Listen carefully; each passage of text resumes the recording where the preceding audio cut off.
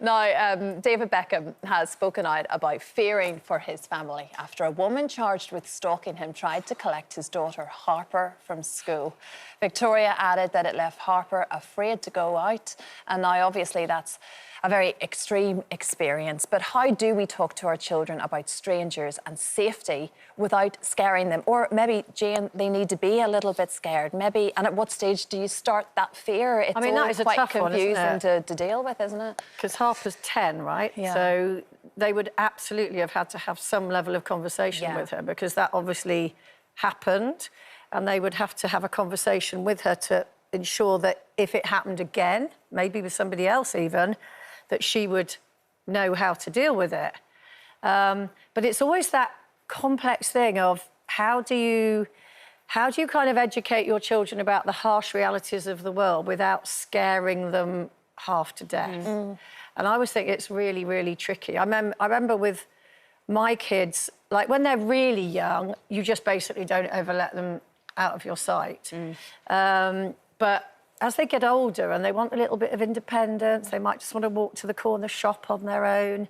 You know, I remember Gary was always like in the hedge behind Grace, like, without her realising, looking like a bit of a stalker himself, in fairness.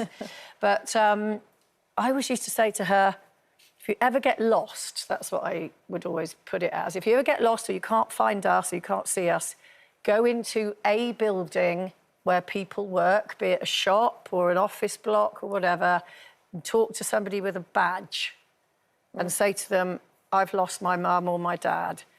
And I always drilled that into them. But, you know, that obviously that's a very extreme situation because of the Beckham's fame. Yeah. And hopefully the rest of us wouldn't have to deal with something like that. But yeah, it's always a balance. It is. It's really difficult, isn't it? Because I always remember when I was little. I mean, I used to go out from 8 in the morning and not to come back till tea time. You know. And my mum would only start worrying if I was 5 minutes late for dinner because she'd think, why isn't she in? Even though I'd been out 12 hours. It was that 5 minutes. But she always used to say to me, you know, you mustn't talk to strangers. You know, strangers are bad. Don't talk to them. But it's that difficult thing, and I did that with. I remember doing that with the kids. And then you go to the supermarket and the cashier goes, hello, what's your name? And they look at you and I go, don't be rude, say hello. Kids used to go to me, you told us not to speak to strangers. And it is that balance of how you don't want them to be rude. And it's just, and I don't want to put that fear in them. I don't want them at such a young age to be looking over their shoulder and not trusting anybody. And, you know, growing up with that anxiety is... It's just but really I do think hard. you need to have the conversation. And when we were younger, there used to be adverts on all the time, weren't there? Never take sweets from strangers, never talk to strangers.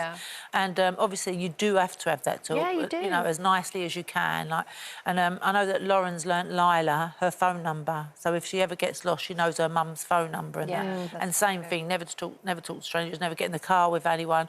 But it is a horrible thing to make them really, really scared all the time. But you do definitely have to have that conversation.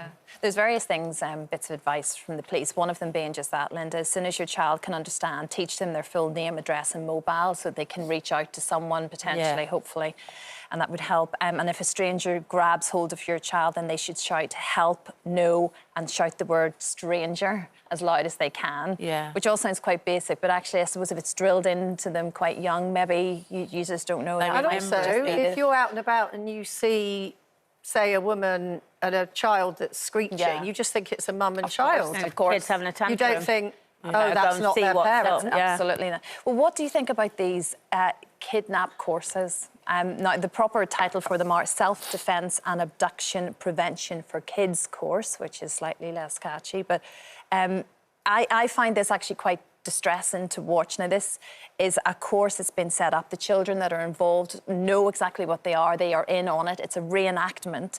But parents do send children along to this built-in course to teach them how to deal with potential kidnapping. Is that there? I've got goosebumps. Oh, darn, it's terrible. Awful. But lots of people and lots of parents who've been involved in this course saying, no, it's a good thing. It's made them aware of dangers. It's made them aware of what to do. But just even watching that, I feel disturbed. I know, yeah. So I don't know how a kid maybe can process it. Well, how they can sleep after they've seen that. Does it give the kid nightmares? Yeah, yeah. What if that does happen? Or does it make them better, thinking, well, if it does, I now know what to do? But statistically, it's like you have to...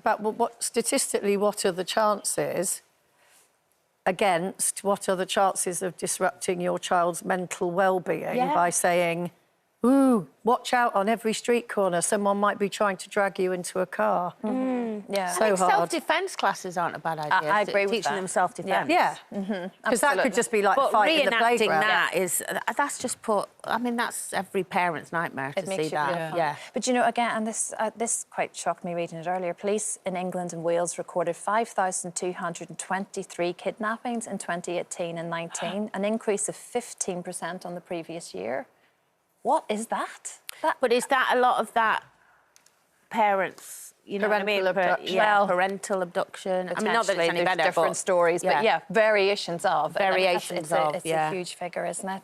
Yeah, really disturbing, but maybe it's something we have to talk about younger than we thought.